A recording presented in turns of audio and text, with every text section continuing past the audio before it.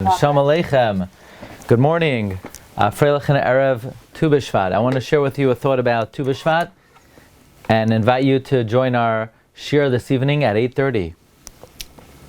Okay, so I want to share with you the following idea, an original thought.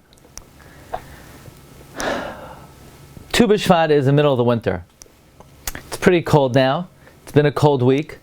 We don't have another Yom Tov for quite a while. But nevertheless, Chazal tell us that something begins to happen on Tu B'Shvat. There's a process that begins, a process of growth, of flourishing. And that process is the sap begins to rise in the trees. And the reason the process begins now, Rashi says, because most of the rain of the year has begun. But there's more to it than just that the majority of the rainfall has come. The Gemara tells us in Baba Basra that Tu B'Av was a day of great Yom Tov. Tu B'Av was a day of great celebration. Why was Tu B'Av a day of great celebration? The Gemara says because they finished cutting the wood for the Mizbeach. Why they finished cutting the wood for the Mizbeach? Because the wood was no longer usable, because the sun began to get weaker, the sun began to wane. On Tu B'Av, even though it's in the middle of the summer, but the power of the sun begins to wane, and now the sun's capacity to dry out the wood is not in full force, and therefore there might be worms in the wood. So they stopped chopping the wood for the Mizbeach. And why is that a cause for celebration? Because now there's more time to learn. The Gemara says the reason why the sun begins to get weaker is because the days get shorter and the nights get longer. And if the nights get longer, there's more time to learn. And if there's more time to learn, that's cause for a celebration. That's the reason why Tu B'Av, the Gemara says in Baba Basra, in Tainis, was a day of celebration. Again, because the sun began to wane and the nights get longer. And as the night gets longer, there's more time to learn. As the Gemara says, Lo ivri lelia ela legersa. Night was created to learn Torah. But let's analyze that a little bit.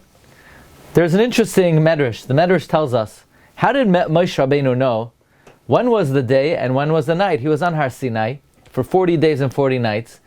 He didn't have a watch with him. He didn't have a clock with him. How did he know when was day, when was night? Says the Gemara, when Hashem taught him Torah Shebechsav, it was the daytime. When Hashem taught him Torah Sheba'al Peh, it was the nighttime. It's for this reason, the Mishnah Berurah brings in the Sha'ar Tzion, that it's preferable to arrange one's schedule to learn Torah Shebechsav in the day and Torah Sheba'al Peh at night. Certainly if it's the nighttime and you're in the mood of learning Torah Shebechsav, you're allowed to.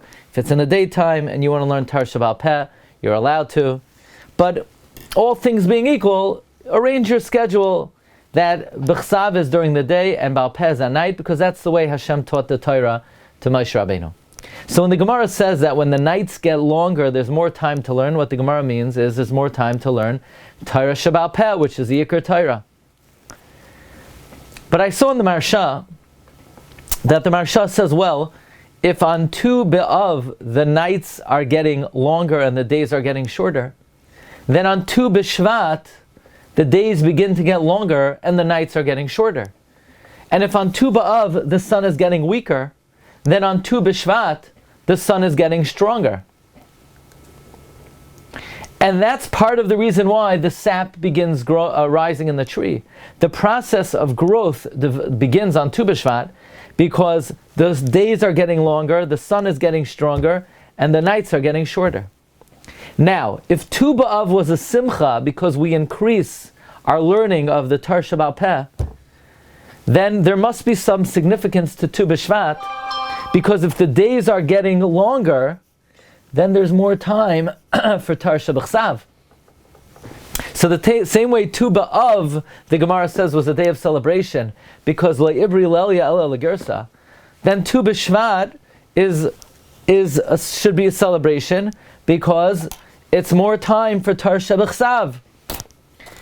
And perhaps then, that's the reason why in this week's Parsha, Parshas B'Shalach, we read that when the Jewish people came out of Mitzrayim, they went 3 days without water, and it says Vayelchu Shloshas Yamim B'loi Mayim, and Vayiloinu Ha'am Al Moshe Lemar Manishta.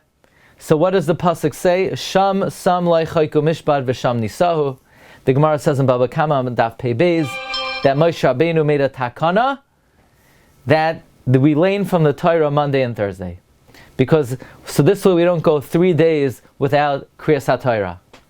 So I think it's of great note and great significance that if there's a special aspect of joy on Tu B'Shvat, why? Because now that the days get longer, there's more time for Torah Shebechsav. Your phone. More time for Torah Shebechsav. It comes out that it's very timely that we read in the Parsha of Tu B'Shvat the Takana of Krias Hatorah, which is a way of infusing more Torah Shebechsav into our schedule.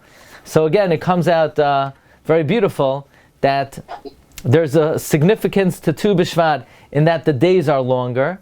There's more time for Torah Shebechsav, and if there's more time for Torah Shebechsav, it connects beautifully to this week's Parsha, the Takana of going 3 days, making sure that at least every 3 days we have Krias HaTorah. So that's my just a thought for Tu B'Shvat, and I want to invite everybody, Be'ezus Hashem, to join us this evening at 8:30 for an amazing share on Tu B'Shvat. We may even have a Tu B'Shvat Tish at 6:45 to 7:15. You could join us perhaps virtually, and I wish you a great day. Yes, Reb Paul. Recording stopped.